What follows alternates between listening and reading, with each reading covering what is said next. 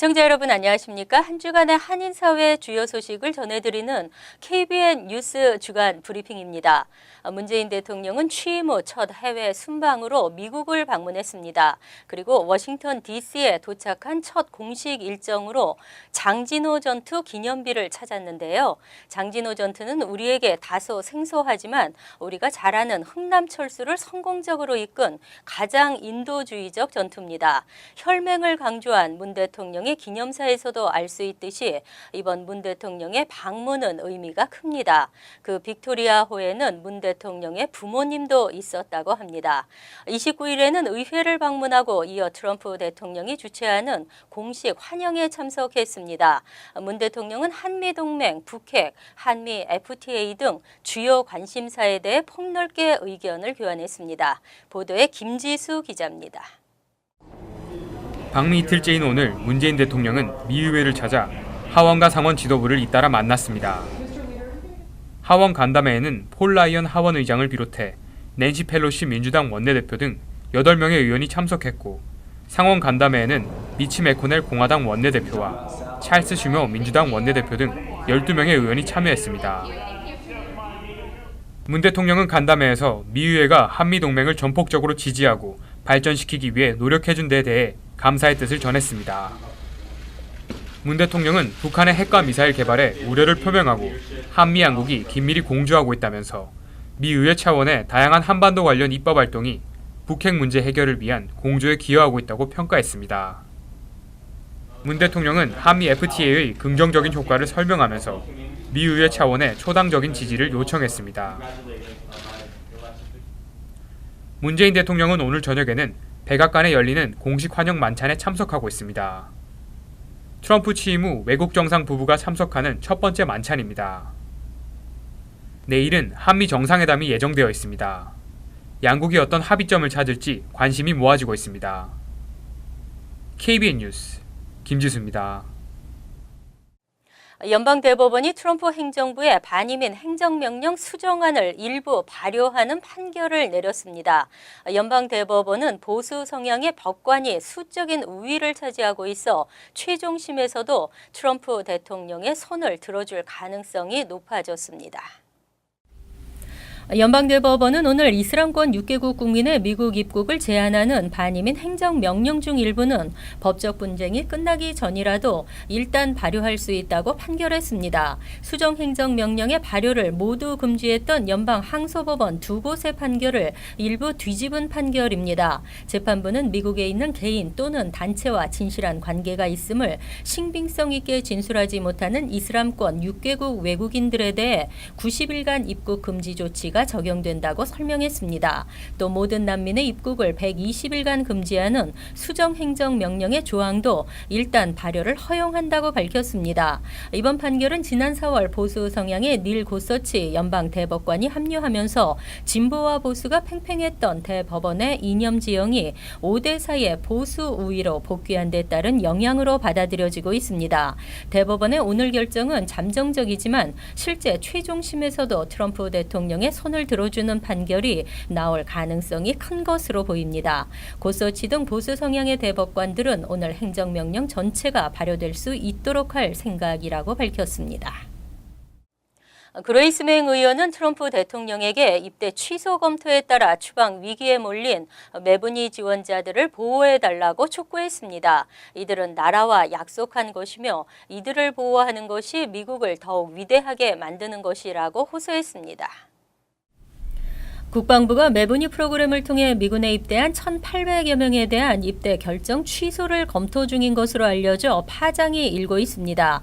26일 맹 의원은 트럼프 대통령에게 서한을 보내 국방부의 메브니 프로그램에 의해 입대 허가를 받고도 입대 취소 검토에 따라 추방 위기에 직면한 지원자 1,000여 명에 대해 이들을 추방해서는 안 된다는 뜻을 전했습니다.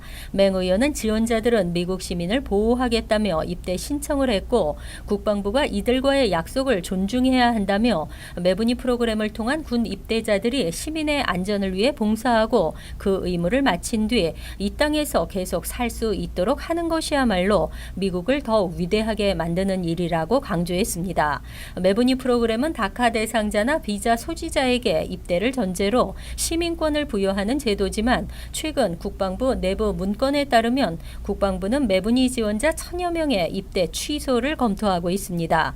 이유는 이들에게서 잠재적인 보안 위협을 발견했다는 것입니다. 하지만 이 중 1,000여 명은 현재 체류 신분이 없는 상태로 입대 결정이 취소되면 즉각 추방 위기에 처하게 됩니다.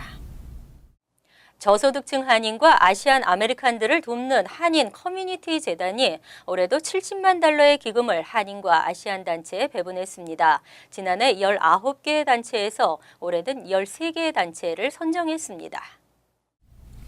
27일 한인 커뮤니티 재단은 맨해튼에서 한인 단체들에 대한 지원금 전달식을 열고 2017년 그랜드 파트너로 선정한 13개의 단체들을 발표했습니다. 이번에 선정된 단체들은 민권센터, 패밀리터치, 뉴욕 이민자 연맹, 빅브라더스, 빅시스터스 오브 NYC 등 13곳입니다. 기금과 총 배분액은 지난해와 같지만 수혜 단체는 19개에서 13개로 바뀌어 한 단체당 돌아가는 금액은 커졌습니다. 한인 커뮤니티 재단은 이들 단체들을 축하하며 앞으로도 내외부적으로 견고한 단체들이 늘어나 커뮤니티를 뒷받침해 줄 것을 당부했습니다. 윤경복 사무총장은 선정된 단체들을 통해 우리 커뮤니티는 더욱 건강해지고 견고해질 수 있다며 함께할 때 우리는 더욱 강해질 수 있다고 강조했습니다. 한인 커뮤니티 재단은 다양한 경험을 가진 자원봉사자들로 구성된 사회보조금위원회가 각 비영리 단체들을 현장 방문하고 실사, 재정지원, 제안서, 리뷰 등을 통해 기금 분배 결정을 내립니다. 지난해에도 19개 단체에 70만 달러를 배분했습니다. 5년을 기다려온 수산물 중량 및 원산지 표시제가 뉴욕주 의회를 통과했습니다. 도매상의 횡포에 속수무책 당할 수밖에 없었던 소매상들의 피해가 사라질 전망입니다. 지난 20일 주 하원을 통과한 뉴욕주 수산물 중량 및 원산지 표기 법안이 21일 주 상원에서도 가결됐습니다. 2013년 뉴욕 한인 수산인협회의 공식 요청을 받은 토니 아벨라 주 상원 의원이 발의한 이후 5년 만입니다. 법안은 뉴욕주 내에서 포획되는 모든 수산물의 원산지와 중량, 생산자의 이름과 주소 등을 명시해야 한다는 것을 골자로 하고 있습니다. 현행법은 타 지역에서 들어온 수산물에는 연방법에 따라 중량이 표기되지만 뉴욕주 내 거래 수산물에는 중량과 원산지 표기가 의무화되어 있지 않습니다. 따라서 도매시장에서 중량 표기가 제대로 이루어지지 않으면 그 피해는 소매상들이 볼 수밖에 없습니다.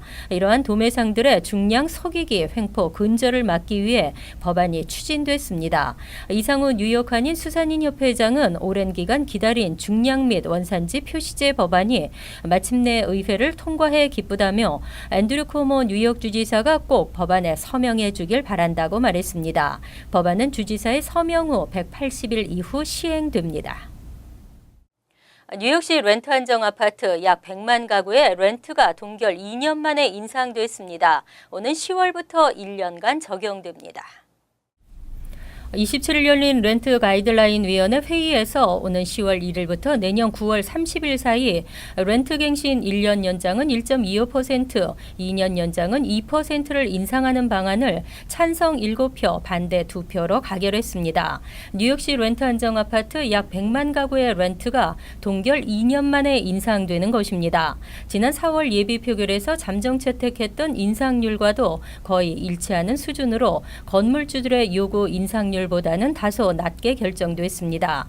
예비 표결에서의 인상률은 1년 연장 1에서 3%, 2년 연장 2에서 4%로 잠정 채택했었습니다.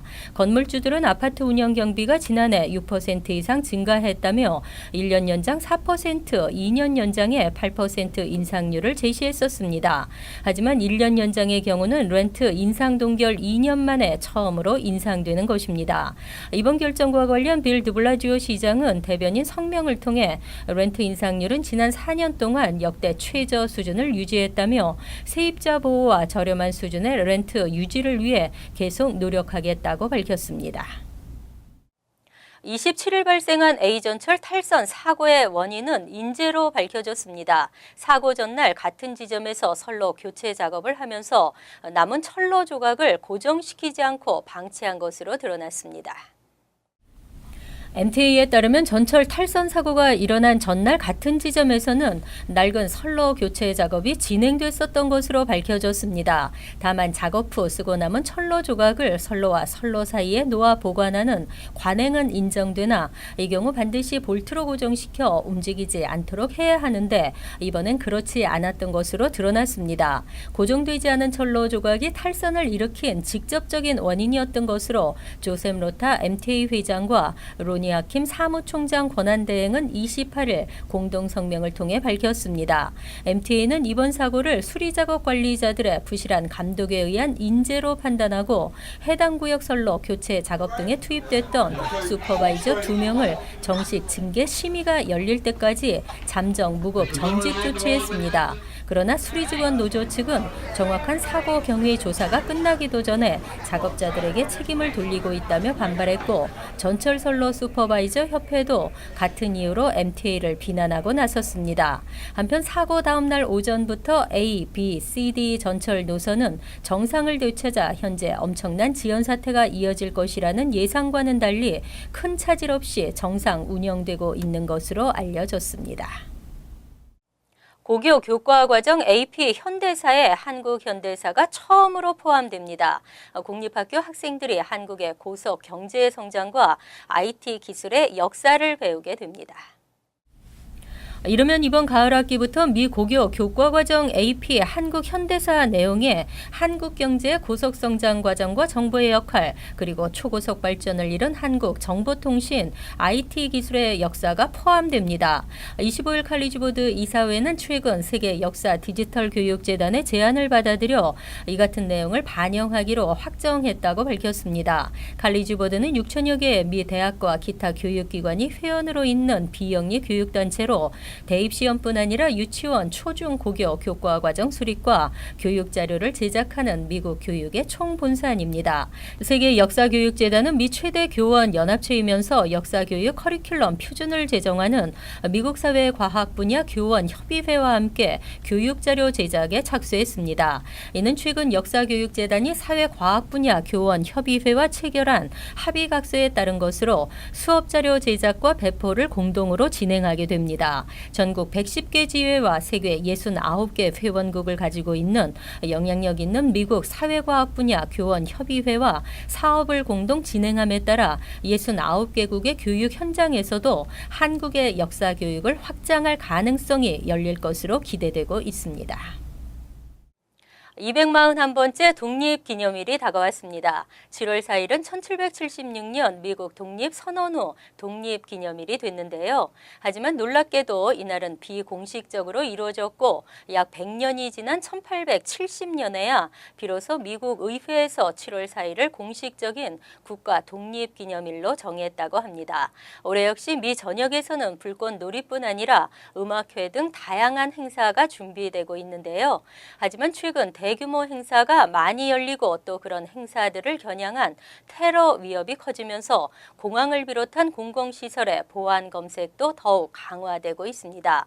테러 위협뿐 아니라 폭죽에 의한 사고도 많이 발생하고 있어 주의가 요구됩니다. KBN 뉴스 주간 브리핑 여기서 마칩니다. 시청해 주신 여러분 고맙습니다.